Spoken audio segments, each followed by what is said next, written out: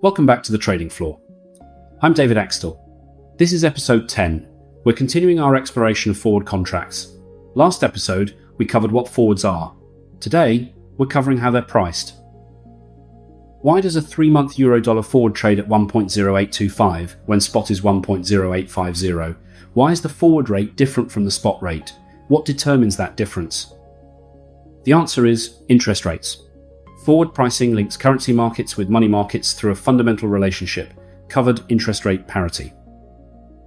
Let me explain the intuition first, then we'll walk through the mathematics. Imagine you're an investor with $1 million. You want the highest return over 3 months. You face two strategies. Strategy 1. Invest domestically in US dollars. Put the $1 million in a 3-month dollar deposit. Earn the dollar interest rate. Let's say 5% per year. In 3 months, you'll have your principal plus interest. Strategy 2. Convert to euros. Invest in a 3-month euro deposit. Earn the euro interest rate. Let's say 4% per year. Then sell euros forward to lock in your dollar return. Under normal market conditions, these two strategies must yield the same return. If they don't, arbitrage exists. Risk-free profit. Banks would exploit it instantly. The market would rebalance. That equilibrium condition determines forward rates. The forward rate adjusts to eliminate arbitrage between domestic and foreign investment strategies. This is covered interest rate parity, CIP. The covered part means you're hedging the FX risk with a forward contract. No currency exposure, pure interest rate comparison. Let's work through the actual calculation. Market conditions. Euro USD spot 1.0850, US dollar 3-month rate 5.00%, Euro 3-month rate 4.00%, 90 days to maturity. The CIP formula. Forward equals spot times the ratio of domestic to foreign interest rate factors. F equals S times 1 plus domestic rate times time divided by 1 plus foreign rate times time. For Euro USD, dollars are the, quote, currency. That makes dollars the domestic currency in this formula. Euros are the base currency. Foreign currency. Step 1. Convert annual rates to 3-month period rates. 90 days divided by 360. That's 0.25. Using actual 360-day count convention. Dollar factor, 1 plus 5% times 0.25. 1.0125. Euro factor, 1 plus 4% times 0.25, 1.0100. Step 2.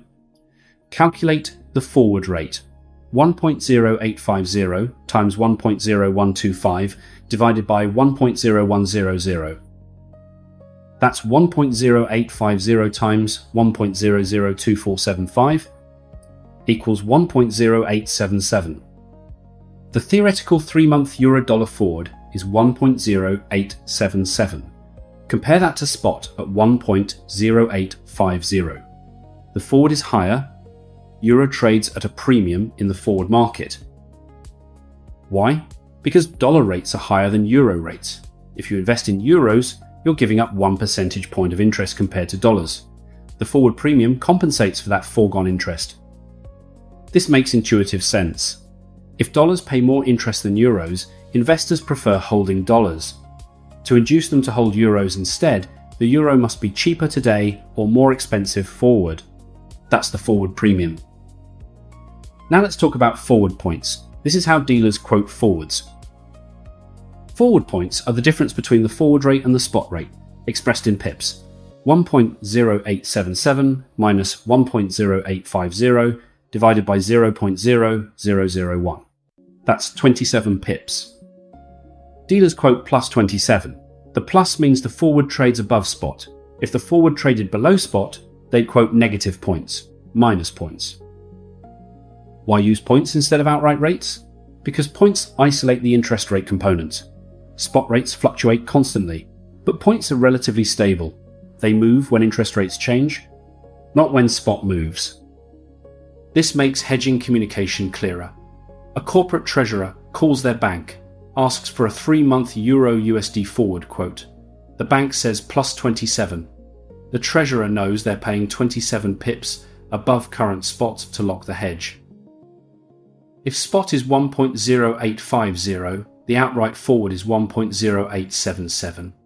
If spot moves to 1.0900 during the conversation, the outright forward becomes 1.0927, but the points stay 27.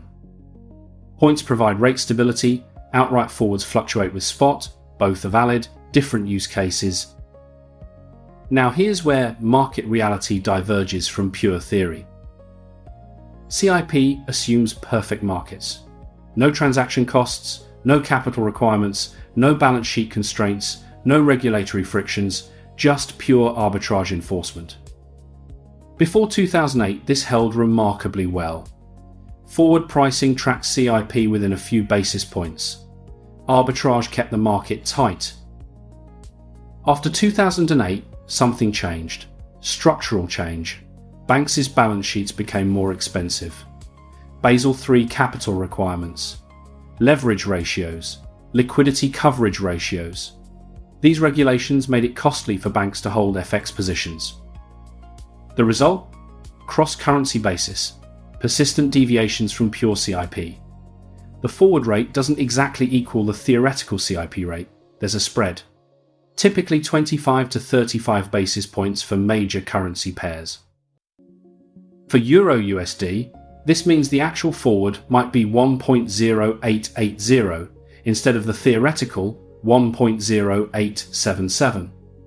The difference is the basis, 3 pips, about 28 basis points annualized.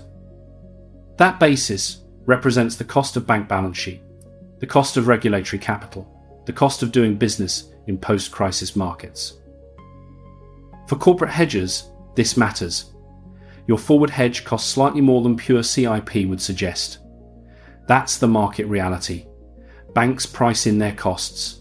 There's no free lunch. Let's talk about the forward curve, the term structure of forward rates. Banks quote forwards at standard tenors. 1 week, 1 month, 2 months, 3 months, 6 months, 9 months, 1 year, longer if needed. Each tenor has its own forward points. The points generally increase with tenor. Why? Because interest rate differentials accumulate over time. If dollars yield 1% more than euros annually, then a 3-month forward should trade about 25 pips above spot, a 6-month forward about 50 pips above spot, a 12-month forward about 100 pips above spot. That's the forward curve, the relationship between tenor and forward points. It's typically linear or close to linear for stable interest rate environments. But sometimes curves invert. If short-term dollar rates are higher than long-term dollar rates, the forward curve might flatten or even decline at longer tenors.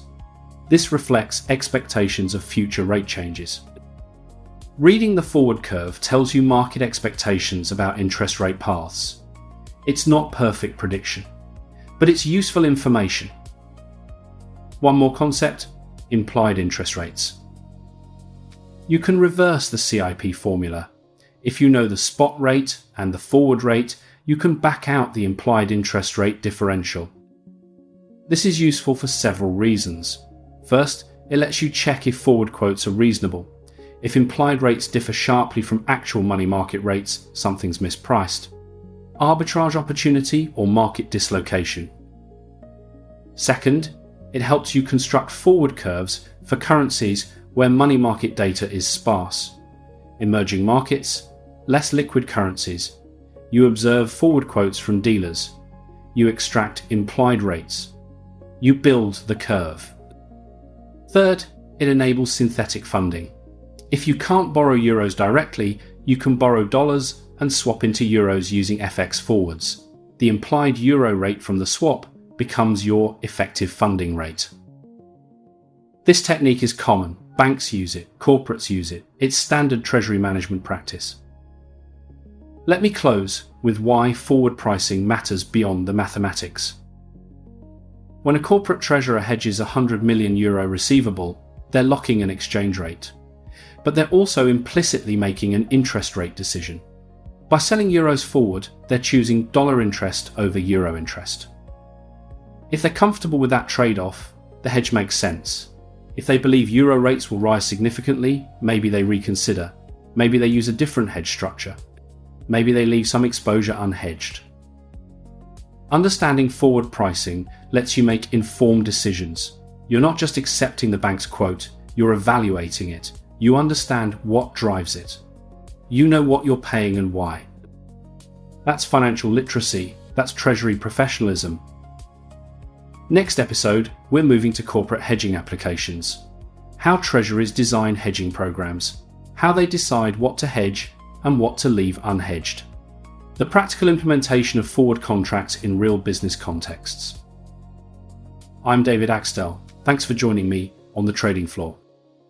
If you're finding this series useful, subscribe wherever you get your podcasts. We release episodes weekly. For comprehensive technical coverage of forward pricing, covered interest parity, cross-currency basis, and forward curve construction, FX Cash Products by Luigi Rondinini and myself provides institutional-grade detail, available through Rondinini Publishing.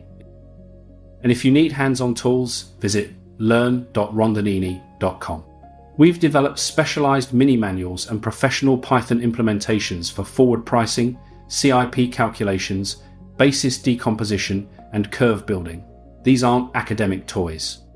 They're production-ready code with proper day count conventions, business day adjustments, and market convention compliance. For Treasury teams working through hedging policy decisions, execution framework design, or counterparty selection strategy, I provide consultancy through axtellconsulting.net. That's my professional practice. 35 years building and managing FX businesses across London, Middle East, and Asia. I've sat in your chair. I know the challenges. More about my background as an FX markets expert, author, and podcast host is on the website. If your organization needs practical guidance on FX risk management, I'm here to help. See you in episode 11.